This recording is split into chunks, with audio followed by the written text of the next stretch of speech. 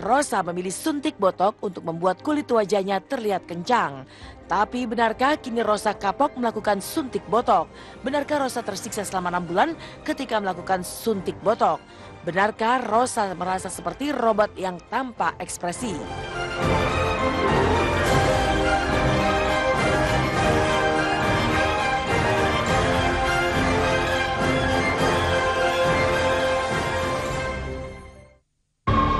Ketika sejumlah artis melakukan implan untuk membuat tubuhnya ideal seperti yang diinginkan, penyanyi Rosa justru menempuh suntik botoks agar wajahnya tetap terlihat kencang. Tapi benarkah kini Rosa kapok melakukan suntik botoks? Apa yang membuat Rosa tidak tertarik lagi melakukan suntik botoks? Benarkah Rosa merasa tersiksa karena susah tersenyum setelah melakukan suntik botoks?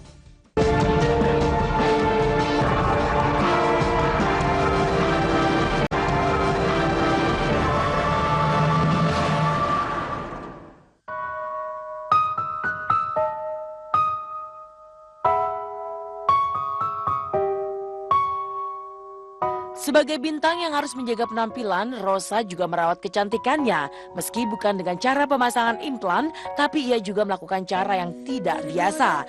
Untuk mencegah penuaan dan kulit wajahnya agar terlihat kencang, Rosa memilih jalan suntik botok. Benarkah Rosa tertarik suntik botok karena ajakan Yuni Syara? Lalu benarkah Rosa kini kapok melakukan suntik botok? Benarkah Rosa justru mengalami kesulitan untuk tertawa?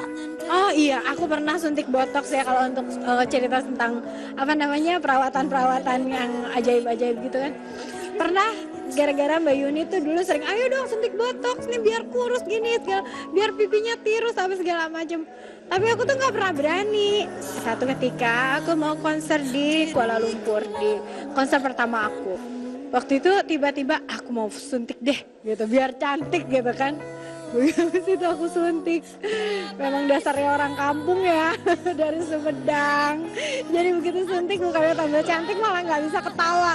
Jadi kalau mau ketawa gini, gitu. Aku sih cuma di sini doang. Katanya itu mengecilkan rahang gitu. Tapi ya gitu, jadi nggak bisa ketawa.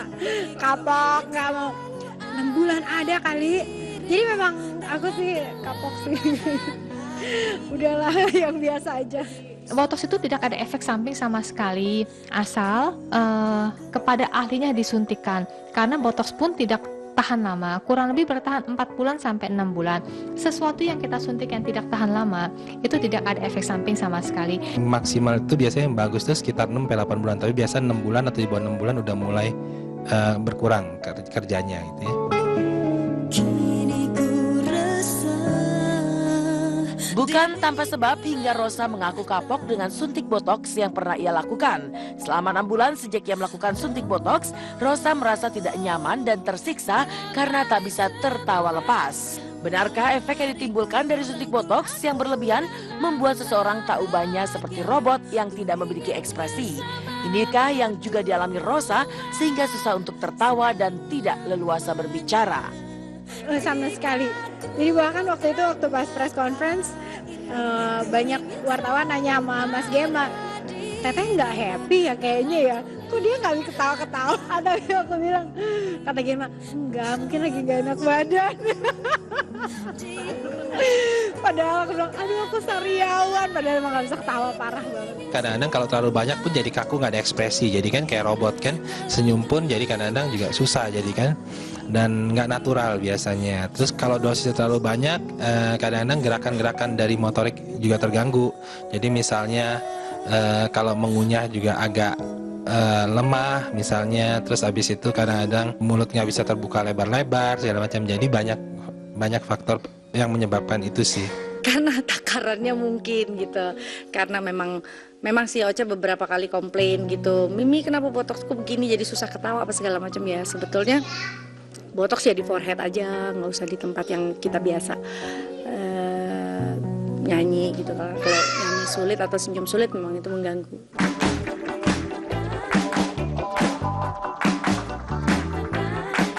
Alih-alih menikmati wajahnya yang cantik dan terlihat kencang, Rosa justru tersiksa karena tak bisa tertawa lepas. Dan berdasarkan pengalamannya itulah, Rosa pun mengimbau kepada kaum hawa untuk menghindari jalan yang ajaib dan instan untuk memperoleh kecantikan.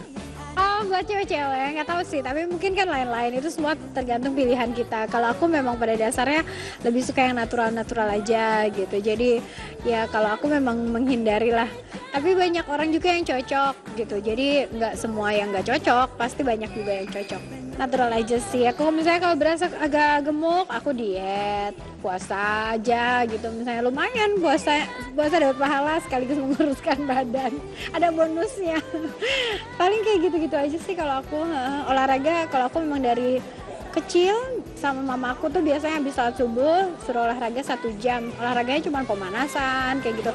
Nafas gitu, setengah jam aku gunain untuk nafas gitu. Tapi alhamdulillah sampai saat ini mungkin itu juga yang jadi bikin badan aku stabil, nafas aku stabil, dan berat badan aku juga nggak sering pindah-pindah gitu.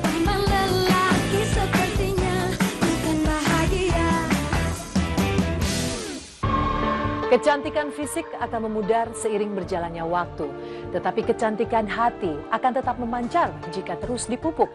Karena kecantikan hakiki bukan dari penampilan fisik semata,